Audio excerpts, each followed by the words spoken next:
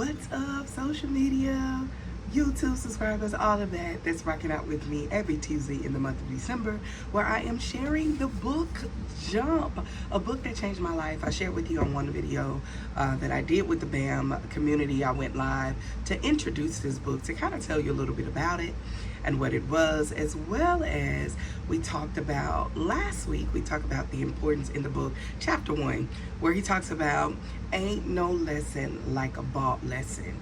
Go back, watch that video, rock out with me. But until then, let's get our pen, piece of paper, and let's get ready to rock out as I share more principles in this book that will be able to allow you to start the process of thriving in 2025. Here we go. Let's grow. So in this part of the chapter, I'm going to be talking about chapter 5 again. I'm only going to give you principles because I want you to go and get the book yourself. I don't want you, I'm a writer, so I want you to go get your own book yourself. Rock out with this. But for now, I'm going to just share some principles. Pull out some stuff in the text. Look at me preaching.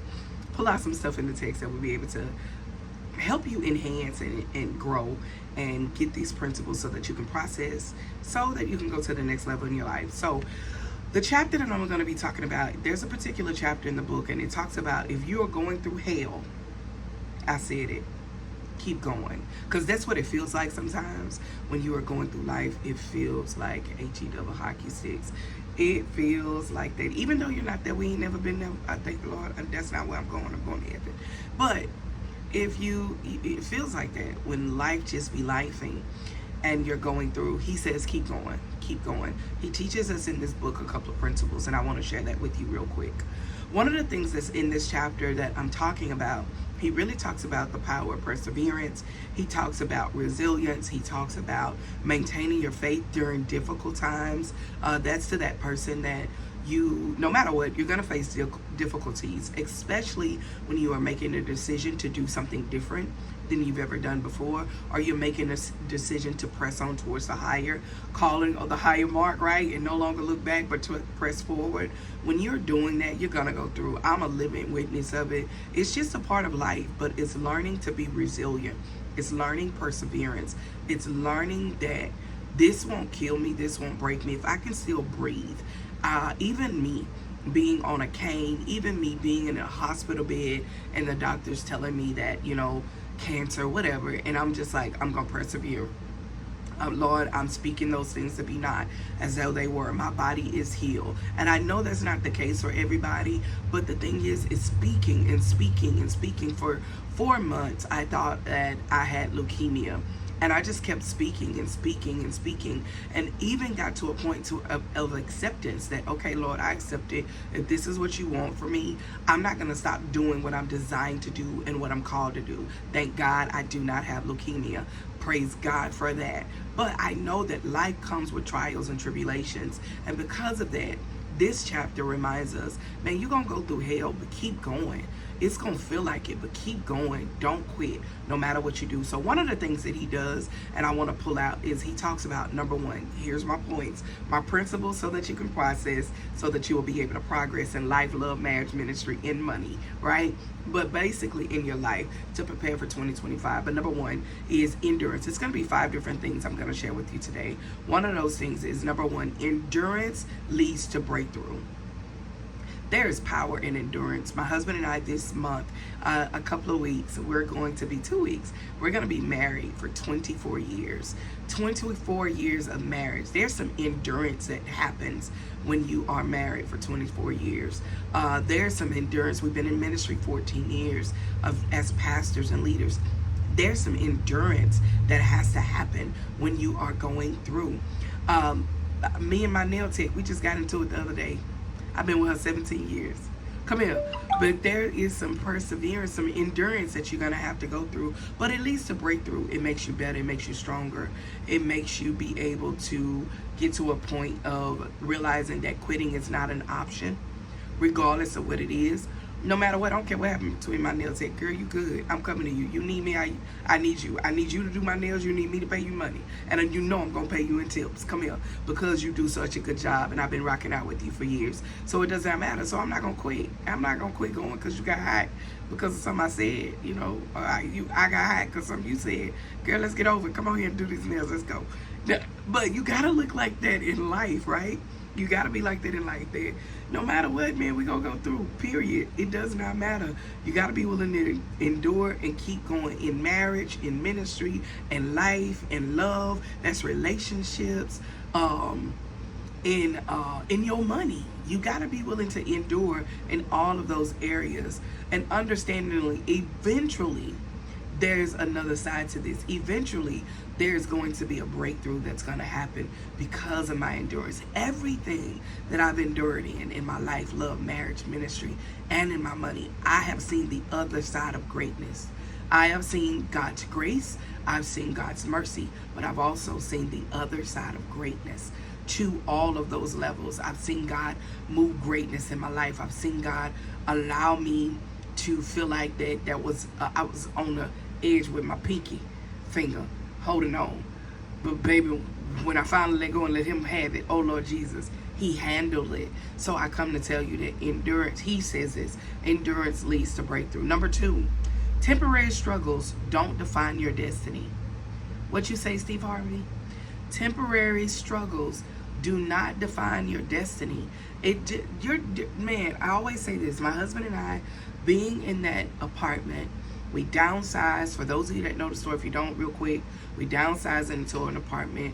We're pastors of a church. We look like public failures, but God was doing something within us that was making us a private success. So guess what? When we look at it now, it was only temporary. It felt like forever. We was there for a year, but it felt like 7 years at this apartment in a sardine can. That's how we used to call it, our sardine can.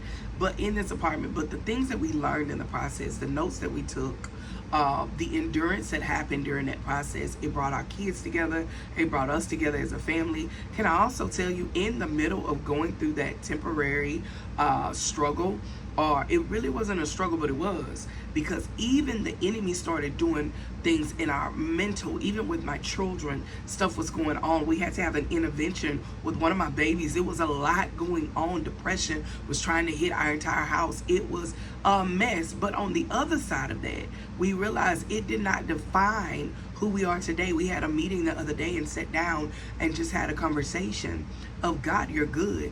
Making a big decision. We made another big decision as a family.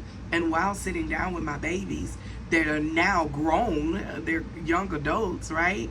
Sitting down with them and making, you got to go watch the podcast that's about to come out with me and my daughter. I can't wait till you see it. But back to the, listen, Jesus. But I realized in sitting in there, and we told the children what we were going to do. And so they were like, God got us. He had us before. They've seen the evidence of God. They've seen the other side of destiny with what God was doing. Ooh, can I park and pause right there and tell you, there's another side to your devastation called destiny. You got to understand that it's just a struggle and it's only temporary. He shows us in this chapter the hard times in this chapter, but he also shows you the whole story. You got to read the book. He shows you the fullness. It's one part in here, in this book right here, where he shares about the pageant. You got to read it. And he only shares it in the book. You got to read it, all right? He shows the other side in the full story. You get a chance to see the full story, but it's a temporary struggle, but it's a whole story that happens that you go back and you say, Lord, you did it again.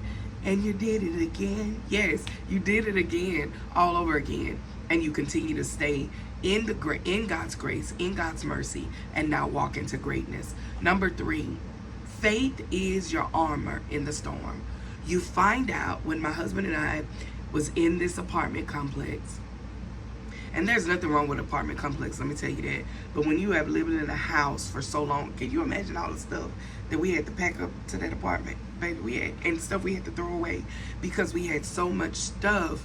But we found out too that the things that we needed to let go in that season, needed to let go. We had to let it go. And it was a part of our past, and it could not be connected to our destiny. So what am I telling you? What he tells us in this book is that you get a whole nother level of faith that becomes your armor to the storm that you're about to go in, to where you learn how to dance in the rain. You learn how to stand in the storm. You learn how to allow people to say whatever. You learn how to just Lord, I'm going to just hold on and stay right here, because I'm reminded of your word that no weapon formed against me shall prosper, and every tongue that rises up against me shall be condemned. And I also learned in your word, God, that you fight my battles for me.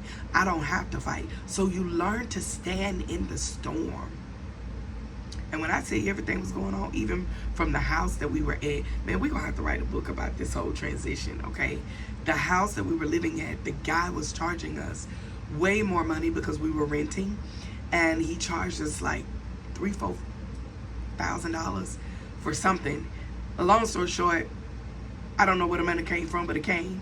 And we was able to pay the man. Didn't want to be in nobody's debt, and we didn't want anything over our head for our necks. And God knew that, and he set it up to where we were able to make it happen, okay? So it allows your faith to go to another level. It allows you trusting in a higher power that can give you the strength to be able to have persistent perseverance, to be able to have an understanding that I can never quit. Because God, I see, man, after what we went through, from losing everything at one time back in 2014, and then walking in disobedience, I shared that video, and then watching God's hand over our life and protecting us in the time that we thought we were going to lose our mind, and the best time that we thought that it was time to move away from everybody, and we were going to move to, Lord, what were we moving to? Oh Lord, over there by Washington, we were gonna move, but it was beautiful over there. Virginia, we were moving to Virginia. Yes, Lord, was on our way and for to shut everything down because we wanted to quit. But God said, no, watch my faith. If you have enough faith in me, watch me move mountains on your behalf.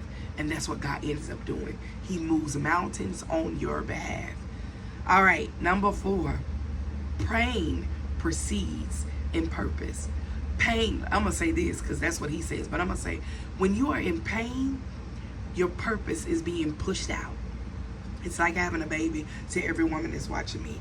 It's right there in that 9 month and you're on that labor table and you're about to give birth and it hurts like HE hockey sticks. But when that baby comes out, oh my God, it's like a relief. That's the same way in your pain. It's such a relief to say, Lord, I went through it. Lord, I overcame it. Lord, I did not lose my mind. God, I didn't give up. God, I kept going. God, I'm seeing the other side of this greatness because you graced me and you covered me and you protected me. And so, Lord, I am going to keep going. I'm not going to quit because there's pain in the push. There's pain and purpose in the push. So I got to learn to go through the pain so that I can push out the purpose that you have for me. All right? So sometimes your greatness and your purpose come from enduring the greatest pain that you've ever experienced. The challenges you face often prepare you for the blessings and the opportunities that's ahead. I wouldn't change nothing I've been through. Every mistake I made, every mess up, every hiccup, every great thing I've done, I'm so grateful for it. And I would not change my life for nothing because where I'm sitting now, thank you, Lord. I appreciate it. Thank you for everything you've done. Number 5, and lastly, so not only do we learn, I learned in this book where he's talking about if you're going through hell, keep going. Number 1, endurance leads to breakthrough. Number 2, temporary struggles don't define your destiny. Number 3, faith is your anchor in the storm. Number 4, pain pushes out purpose. Your pain is designed for your purpose. Number 5, growth happens in the struggle. T.D. Jakes. I mean, Lord, this ain't T.D. Jakes. Steve Harvey. He just like T.D. Jakes though. Steve, but in another way. Steve Harvey shares with us, growth happens because challenges stretches you. I always tell every person, every woman that's connected to me, that's a part of my band program, that's a part of my Pastor's Wife Connection, Women of Destiny, whatever they're a part of, I'm always saying, man, God will stretch you.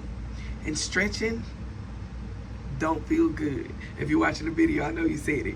It does not feel good, but it refines you. It makes you better. It refreshes you. It restores you. And it rebuilds you and make you better, because all of the stuff that you experience can build your character. That's what I love about going through. I hate going through, but I love it because it builds my character. It makes me more humble. When we went through that house, we were so humble because we were used to living in, 2-story homes. We were used to that. Big, nice size homes, 2,000-3,000 square footage home. We were used to that. It's big for us, big enough. And so we were used to that. But God was like, let me humble you for a minute. And I'm going to give you something bigger, and I'm going to give you something better that's going to be able to work in your favor.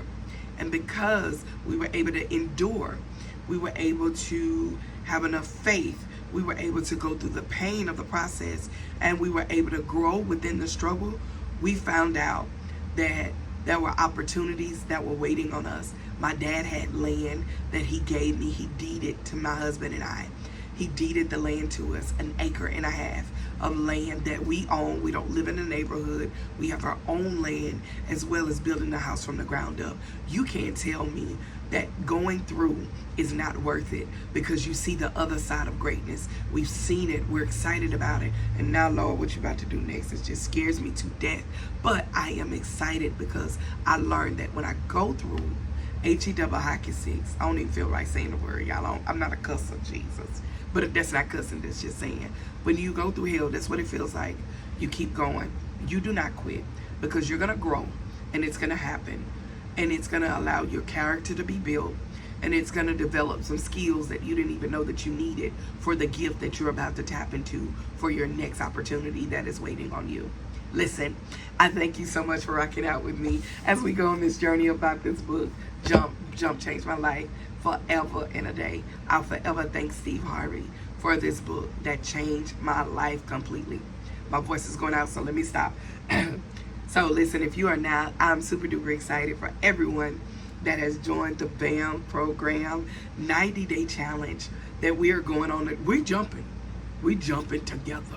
And to those that have returned to be a part of this 90-day challenge, I am so excited and elated that you are a part of that. I have something coming really, really soon. But all of you that are part of the BAM class, if you see my email, you know you already have access and you're ready to go. But those of you that want to join and be a part, we only got 13 days left until the closing of this sign up. Go ahead, sign up with us. Be a part of this growing community where we're going to grow together. We're going to thrive in 2025.